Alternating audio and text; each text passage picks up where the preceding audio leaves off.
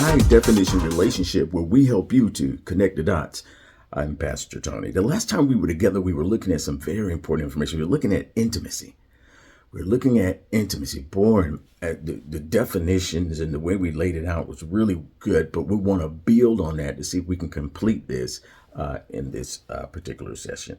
Okay, we said that intimacy was born out of a friendship, and the friendship that has morphed or turned into a love and affection for one another. Now, we also said that intimacy is a closeness that you feel with each other, but it's an emotional closeness. And this is where the rubber meets the road, an emotional closeness. But we also gave a definition, but let me just use what we used last time, and then we'll build on that. It's a close emotional bond that's characterized, I think that's the way we put it, by mutual sharing. The sharing has to be on both parts.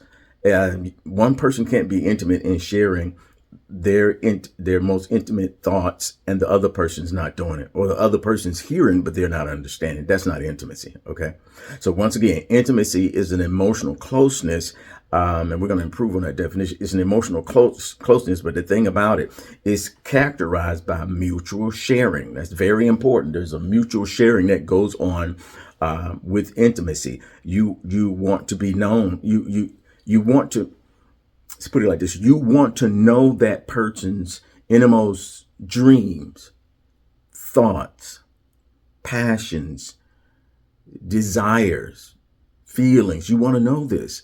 But the what makes it intimacy is not only do you want to know this about that person, you also want to be known. And as we talked about before, this requires vulnerability. And when we are vulnerable, that means we can get hurt. We can get hurt the worst. And so it's important to understand that the vulnerability is on both sides. It can't just be one person and you're hoping the other person will turn around.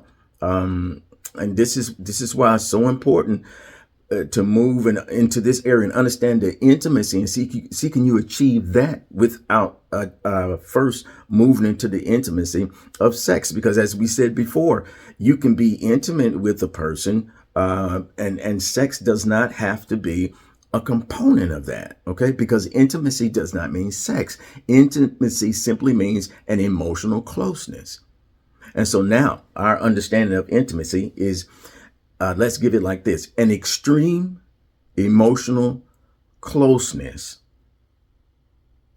whereby you can move into another person's personal space without causing harm or pain.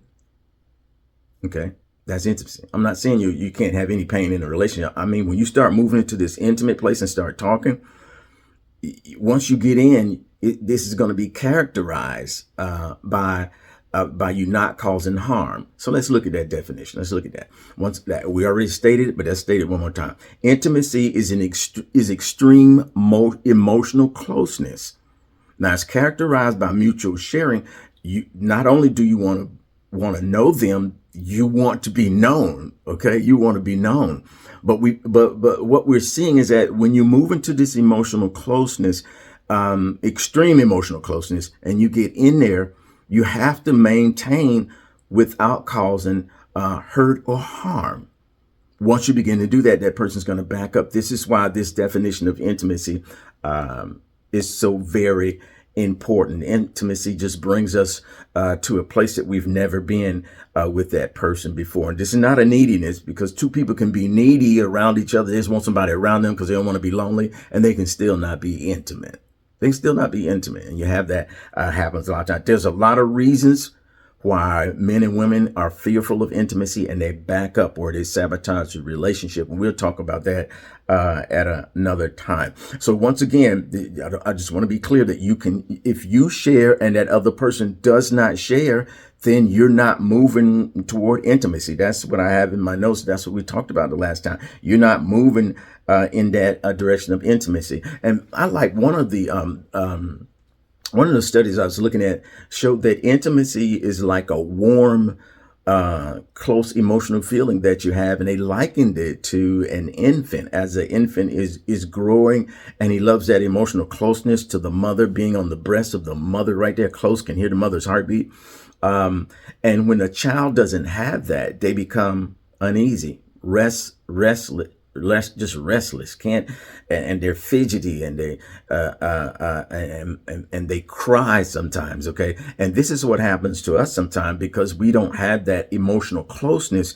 Or for some reason the other person is backing up. We'll get into that later. Fear of rejection, fear of abandonment, or fear of loss. We're not going to get into that now, but we don't know the full reason why that person is backing up. But when we don't have intimacy, we feel that isolation like we felt as an infant. Where's my mother? I need to feel that closeness. We feel that isolation. We feel that loneliness. Yeah, we feel that loneliness, and we begin to fret. Well, as adults, we get quiet, we turn inward, but we feel it also. We feel the emotional closeness that's not there, and we start feeling that individualism again, that loneliness. I need to do it on my own, or I don't need to depend on anybody. But that's the essence of human intimacy, bonding, and relationship. So I hope we've taken the time to be real clear on that. And once again, thank you for being a part of this. And we'll begin to talk about some of these other reasons of why people don't want to be intimate in our next session.